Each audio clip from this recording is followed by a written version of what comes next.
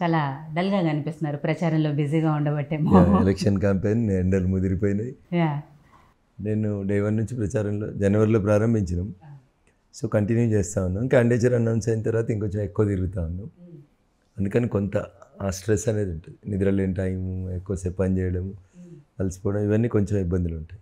నాకు తెలిసి చాలా ముందు నుంచే మీరు ప్రచారం చేస్తున్నారు. జనవరిలోనే స్టార్ట్ చేసినాం. రామ మందిర విగ్రహ ప్రాణ ప్రతిష్ఠ కంటే ముందు నుంచే ఒక రకంగా ప్రచారాన్ని ప్రారంభించినాం.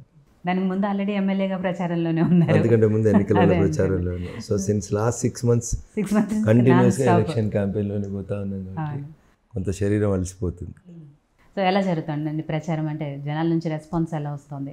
బాగుంది. భారతీయ జనతా పార్టీ నరేంద్ర మోడీ గారి నాయకత్వంలో 3వసారి ఈ దేశానికి ప్రధానమంత్రిగా నరేంద్ర మోడీ ఉండాలని కాశ్మీర్ నుంచి కన్యాకుమారి దాకా ఈ కులము ఆ కులము ఈ మతం ఆ మతం అనే తేడా లేకుండా ప్రజలందరూ కూడా మోడీ గారు 3వసారి ప్రధానమంత్రి కావాలని కోరుకుంటున్నారు.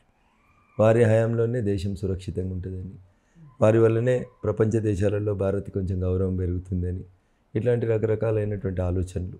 500 సంవత్సరాలుగా ప్రజలందరూ ఎదురు చూసినటువంటి రామ మందిర నిర్మాణం పూర్తి కావడం, ఇవన్నీ వెరిసి ఈ దేశం భద్రంగా ఉండాలంటే, ఈ దేశం 2047 వరకు వికసిత భారత్గా తన లక్ష్యాన్ని చేరుకోవాలంటే, ప్రపంచానికి ఒక విశ్వగురువుగా ఎదగాలి అంటే కేవలం మోడీ ద్వారా మాత్రమే సాధ్యమవుతుంది అనేటువంటి విశ్వాసం ప్రజలలో కనబడుతుంది. అందుకనే మరొకసారి మోడీ సర్కారాన్ని, లేదంటే అబ్కి బార్ 400కి పార్ అని ప్రజలు ఊర్లలో నినాదాలు చెప్తా ఉన్నారు మేము పోతున్న సందర్భం. సో ఇది ఒక గొప్ప చేంజ్గా మేము భావిస్తూ ఉన్నాం. డెఫినెట్గా. ఎందుకంటే బీజేపీకి గ్రామాల్లో లేదు, రూరల్ ఏరియాలో బీజేపీకి అసలు పట్టు లేదు, కార్యకర్తలు లేరు. ఇలాంటివన్నిటి నుంచి ఈరోజు గ్రామ ప్రజలు కూడా మోడీ గారే మళ్ళీ 3వసారి అధికారంలోకి రావాలి అని కోరుకుంటున్నారు. అంటే ఆ మార్పు ఎలా సాధ్యమైందంటే 2019 పార్లమెంట్ ఎలక్షన్స్కి ఇప్పుడు ఈ 24 ఎలక్షన్స్కి ఎలాంటి తేడా కనిపిస్తుంది? సో గత 10 సంవత్సరాలుగా ఈ దేశ ప్రధానిగా నరేంద్ర మోడీ గారు బాధ్యతలు నిర్వహిస్తున్న పరిణామ క్రమంలో ప్రజలు ఆయన పనితీరుని గమనిస్తూ వస్తూ ఉన్నారు. చాలా పొలిటికల్ పార్టీస్ అన్నీ పైన రాజకీయం చేస్తాయి. మోడీ గారు భారతీయ జనతా పార్టీ ఏదైనా ఒక విషయాన్ని టేకప్ చేస్తే 100% ప్రజల కోణంలోనే ఆలోచించి పనిచేస్తారు. ఎర్రకోట నుంచి జాతీయ జెండాను ఎగిరేసిన తర్వాత పేదింటి ఆడపడుచులకి పొద్దున్నేస్తే టాయిలెట్స్ లేక వాళ్ళు నేచురల్ కాల్స్ అటెండ్ కావడానికి ఇంట్లోంచి బయటికి వెళ్తున్న సందర్భంగా పేదింటి ఆడపిల్లలకు జరుగుతున్నటువంటి ఇబ్బందులను గమనించి స్వచ్ఛ భారత్ పథకం కింద టాయిలెట్స్ని ఊర్లలో నిర్మించాలని అన్న రోజే నరేంద్ర మోడీ గారికి పేద ప్రజల పట్ల, ఈ దేశ ప్రజల పట్ల ఉన్న కన్సర్న్ అర్థమవుతుంది. మీరు అర్థం చేసుకోండి, టాయిలెట్ లేకుండా ఎవరు ఉంటారు ఊర్లలో? ఒక 10-15 వేల రూపాయలు పెట్టి ఒక టాయిలెట్ కట్టుకోలేని పరిస్థితిలో ఉండి పొద్దులేగానే తెల్లారక ముందే మస్క చీకట్లోనే బయటికి వెళ్ళి ఆడపిల్ల తన కాలకృత్యాలను తీసుకునేటువంటి దుస్థితి స్వతంత్ర భారతంలో 6 దశాబ్దాల తర్వాత కూడా కొనసాగుతుంది అని అంటే దాన్ని అడ్రస్ చేసినటువంటి నాయకులు నరేంద్ర మోడీ గారు. అక్కడి నుంచి మొదలుకుంటే మీరు కరోనా వచ్చింది, పాండమిక్ సిచ్యువేషన్ వచ్చింది, దేశమంతా అల్లాడిపోతుంది, వలస కూలీలంతా ఇబ్బందులు పడ్డారు, వాళ్ళకి తినడానికి తిండి దొరుకుతలేదు అనుకున్న తరుణంలో సుమారు 80 కోట్ల మంది ప్రజలకి గత 3 సంవత్సరాలుగా, ఏదో ఎలక్షన్స్ ఉన్నప్పుడు ఏదో ఎలక్షన్ల కోసం ఇచ్చిన ఫ్రీ పథకం కాదు ఇది, 3 సంవత్సరాలుగా ఈ దేశంలో ఉన్న సుమారు 80 కోట్ల మంది ప్రజలకి ఒక్కొక్కరికి 5 కిలోలు ఉచిత బియ్యం ఇస్తూ ఏదో ఒక రకంగా వాళ్ళకి 3 పూటలు బువ్వ దొరికేలాగా పనిచేస్తున్నటువంటి ప్రభుత్వం మోడీ గారి ప్రభుత్వం. కరోనా వచ్చినప్పుడు కూడా చూసిండ్రు, ప్రపంచ దేశాలన్నీ విలవిల్లాడినాయి. అసలు ఇండియాలో మెడిసిన్స్ ఉండేయని, ఇండియన్స్ పరిశుభ్రంగా ఉండరని, హాస్పిటల్స్ లేవని, బెడ్స్ లేవని, ఇండియాలో శవాలన్నీ కుప్పలాగా అట్లా పడిపోతాయని, మనల్ని గురించి తక్కువ మాట్లాడి మనల్ని ఎటకారం చేసినటువంటి దేశాలు, లేదా భారతదేశం చెడిపోవాలని ఆలోచించినటువంటి దేశాలన్నింటికీ బుద్ధి చెప్పే రీతి లోపల ప్రపంచంలో ఉన్న మెజారిటీ దేశాలకి వ్యాక్సిన్ని అందరికంటే ముందు తయారు చేసి పంపే స్థితికి భారత ప్రభుత్వం నరేంద్ర మోడీ గారి నాయకత్వంలో ఎదిగింది. ఇవన్నీ చిన్నగా కనబడుతుండొచ్చు చాలామందికి. ఈ దేశంలో, ప్రపంచంలో ఏదన్నా అసాధ్యం ఉంది అంటే ఆ అసాధ్యమైనటువంటి పనిని సుసాధ్యం చేసినటువంటి గొప్ప నాయకుడు ఎవరంటే నరేంద్ర మోడీ గారు.